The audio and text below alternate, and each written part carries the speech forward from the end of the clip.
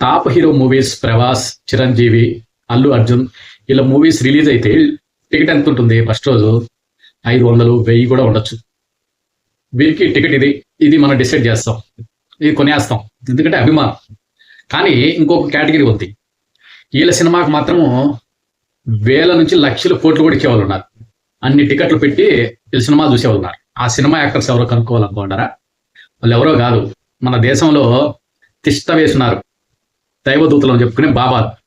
వీరికి ఏం పని ఉండదు, కొన్ని మాటలు, కొన్ని వేషాలు. వాళ్ళు వేసే వేషాలే, కొంతమంది కాషాయం ధరిస్తారు, కొంతమంది వైట్ బట్టలు ధరిస్తారు, కొంతమంది రుద్రాక్షలు, తల కొద్దిగా శివుడు లాగా కొద్దిగా ఇలా పెట్టుకొని కుప్ప పెట్టుకొని ఉంటారు. ఇలా ఎంతో మంది స్వామీజీలు, మాతాజీలు, వీళ్ళ వేషము, ఇలా డైలాగ్స్, కొన్ని ఆధ్యాత్మిక ప్రవచనాలు.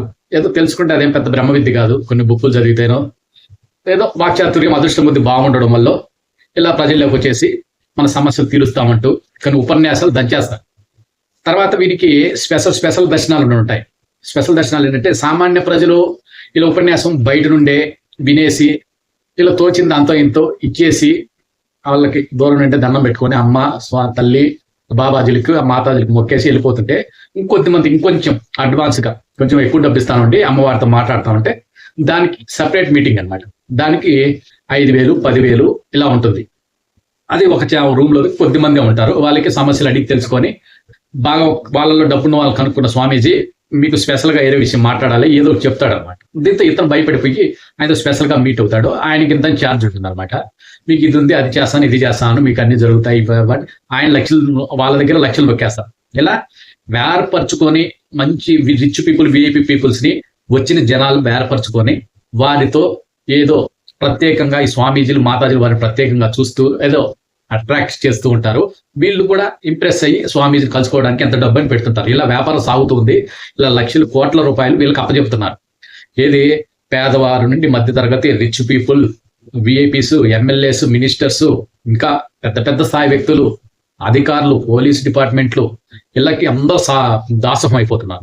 రోజుకి వీళ్ళ వ్యవస్థ చిన్న స్వామీజీల నుంచి పెద్ద పెద్ద కాస్ట్లీ స్వామీజీల వరకు ఒకటే. అన్ని దేశాల్లో కంపెనీలు వచ్చి ఉద్యోగాలు కల్పిస్తుంటే మన దేశంలో మాత్రం స్వామీజీల వ్యవస్థ రోజుకి పెరిగిపోతుంది. ఇప్పుడు పరిస్థితి ఏంటంటే ఇలాంటి వారికి మీరు డబ్బులు ఇస్తే ఏం జరుగుతుంది ఒక్కసారి ఆలోచించుకోండి. వీరు ఆ డబ్బుని మంచి కార్యక్రమాలకి ఉపయోగిస్తే పర్వాలేదు, కానీ సంఘ వ్యతిరేక కార్యక్రమాలకు ఉపయోగిస్తే మీరు ఇచ్చిన డబ్బు వాళ్ళు చేసిన పాపము, ఆ పాపంలో మీకు కూడా అంతే భాగం ఉండొచ్చు కదా, వస్తుంది కదా. దానికి ఎగ్జాంపుల్ చెప్పాలంటే డేరా బాబా.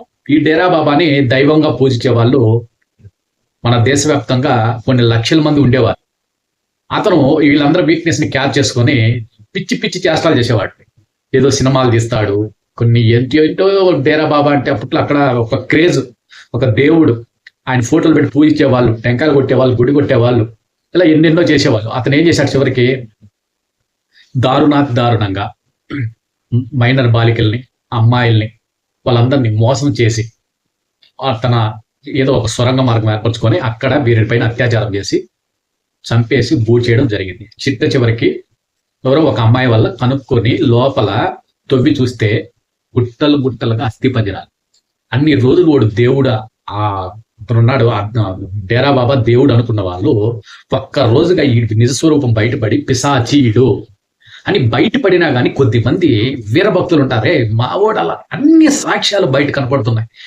వాడు చేసిన ఆ ఆకృత్యాలు, ఆ అస్థిపంజరాలు ఎక్కడి నుంచి వచ్చాయి? వాడి గృహలో వాడు ఉండే చోటే ఉన్నాయి. కానీ మా స్వామి మంచోడే, మా స్వామి దేవుడు, మా స్వామి ఇది, మా స్వామి ఇది అని ఇంకా ఫాలో అయ్యే వాళ్ళు, గొడవలు చేసేవాళ్ళు, అని అరెస్ట్ చేయకుండా అడ్డుకునే వాళ్ళు. పోలీసులకి ఎంత కష్టమైంది, ఎన్ని కోట్ల రూపాయలు ఖర్చు పెట్టారు అతను అరెస్ట్ చేయడానికి, ఆ డేరా బాబా. ఇలాంటి వ్యక్తులకి మన డబ్బు వాళ్ళు దైవం అని వాళ్ళకి ఇస్తే ఇలాంటి ఆకృత్యాలు, దారుణాలు చేస్తే ఆ పాపాలు మనకి రావచ్చు కదా. సో ఇలాంటి బాబాలు ఎక్కడో ఎవరో మంచి వాళ్ళు ఉండొచ్చు, కానీ చెడ్డ వాళ్ళు 90-80% ఉన్నారు. వాళ్ళలో మంచి వాళ్ళని ఎక్కడ ఎదుగుతాం? అసలు ఈ సిస్టమ్నే మనం పోషించుకున్నామంటే పోతుంది కదా. ఈ సిస్టమే మనకొద్దు. ఈ బాబాల్ని ఎంకరేజ్ చేయడం ఆపేసి ఎవరికైనా సరే మీకు ఏదో మనశ్శాంతి లేదనుకోండి, ఖచ్చితంగా ఈ అనాథాశ్రమానికి, వృద్ధాశ్రమానికో వెళ్ళి మీరు డబ్బులు సహాయం చేయండి. ఏదైనా పురాతనమైన గుళ్ళు, శిథిలావస్థలో ఉన్న గుళ్ళకి అంత ఇంత ధన సహాయం చేసి వాటిని పునరుద్ధరించే కార్యక్రమాలు చేయండి. మీకు ఖచ్చితంగా ఈ బాబాల దగ్గరికి పోయి దరిద్రం పోయి మీలో ఏదైనా దుష్ట శక్తులు మీ ఇంట్లో ఉన్నా కానీ, ఏదైనా జరిగి ఉన్నా కానీ, ఏదైనా ప్రాబ్లమ్స్ ఉన్నా కానీ ఖచ్చితంగా మీకు తీరిపోయే అవకాశాలు ఉన్నాయి.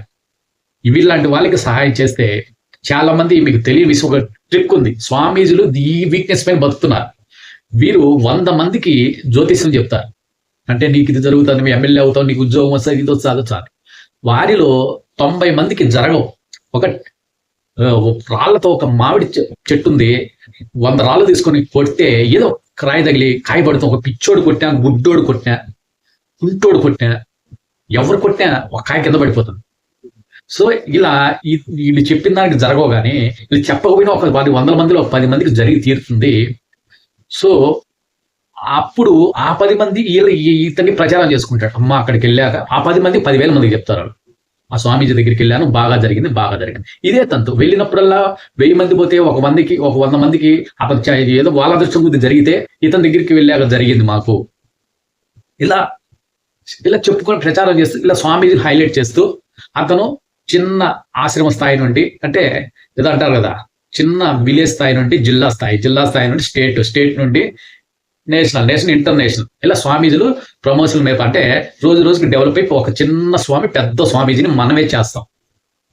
సో ఇలాంటి ఎన్నో జరుగుతున్నాయి. ఎంతో మంది దొంగ స్వామీజీలు వీళ్ళు బతకలేక ఇలా మాటలు నేర్చి సుఖంగా బతకాలనుకొని మనకి కొన్ని మాయ మాటలు చెప్పి మనల్ని నమ్మించి ఒక సైకలాజికల్ గా మనం వశపరుచుకొని మన దగ్గర మన ధనాన్ని, మన సమయాన్ని అన్నిటిని హరించేస్తూ మనల్ని పాపభ్రష్టులు చేస్తున్నారు. ఖచ్చితంగా ఇలాంటి వారిని ప్రోత్సహించకండి.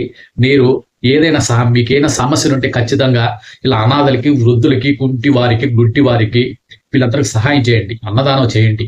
ఇలా శిథిలావస్థలో ఉన్న పురాతన ఆలయాల్ని డబ్బిచ్చి కట్టించండి ఇలాంటి స్వామీజీకి ఇచ్చే బదులు. ఇంతటితో ఉంటాను. జై హింద్, జై భారత్.